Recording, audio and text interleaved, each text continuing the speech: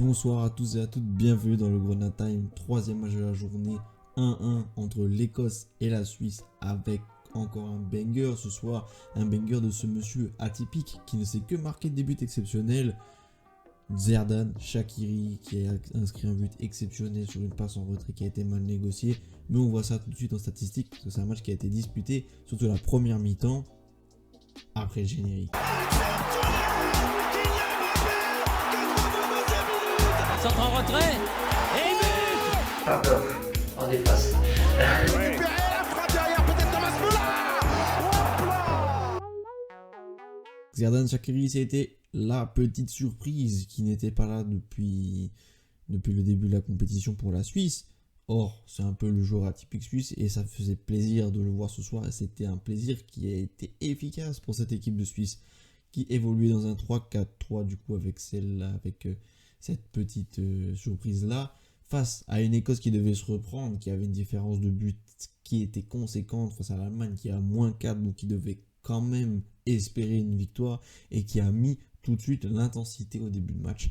Ils évoluaient dans un 5-1 et en pointe on a vu Che Adams, l'attaquant de Southampton qui est souvent isolé, souvent sans solution, souvent pas assez technique pour cuisiner tout le monde, surtout quand on a Manuel Akanji qui est homme du match en face, qui a fait un très bon match, un match de patron défensivement. Et c'est bien aussi de récompenser les défenseurs. À la 13e minute, on a donc un corner pour la Suisse qui va être récupéré par les Écossais. Andy Robertson remonte tout le terrain pour ensuite la décaler à McGregor. McGregor qui fait une feinte de frappe et met en retrait pour Scott McTominay qui est au point de pénalty, qui allume en direction de la cage suisse. C'est détourné par Fabian Schär, c'est un contre son camp officiellement, mais quand même la frappe est décalée. Moi je pense qu'on pourrait l'accorder à Scott McTominay, mais 1-0 pour les Écossais directement. Les Écossais tiennent, mais Dan N'Doye est virevoltant. Dan N'Doye est une menace constante quand même sur les passes, et c'est ce qui va se passer à la 26e minute, quand une passe en retrait de Ralston est un cadeau pour Xherdan Shaqiri qui ne se pose pas de questions. Passe en retrait, on est un peu avant l'arc de cercle, hop, il enchaîne directement du pied gauche et elle rentre en pleine lucarne, mais pleine lucarne ça veut dire vraiment l'angle de la lucarne.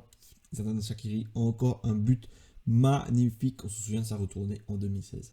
Dan N'Doye a été vraiment bon, l'attaquant de Bologne qui s'est révélé à Bologne de Thiago Motta a été bon, a été virevoltant et a plusieurs fois failli porter le score à 2-1, sauf que Gunn, le portier écossais, a été très bon aussi.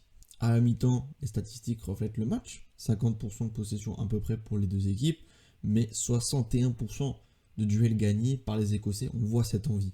Malheureusement, elle va s'estomper en deuxième mi-temps, on va pas voir grand chose, alors qu'il y a 3 tirs tentés pour l'Écosse et 2 cadrés à la mi-temps, on n'en retrouvera que 1 de plus cadré à la fin du match, et pareil pour les Suisses, 6 tentés, 3 cadrés, et à la fin du match, 4 cadrés. Match qui ne satisfait personne puisque la Suisse n'est pas qualifiée directement et l'Écosse est toujours un peu en danger avec une différence de -4. C'est pas un meilleur troisième, c'est pas candidat officiel et assumé à être un meilleur troisième, mais c'est quand même une meilleure opération pour l'Écosse qui sauve son cul par rapport à la Hongrie.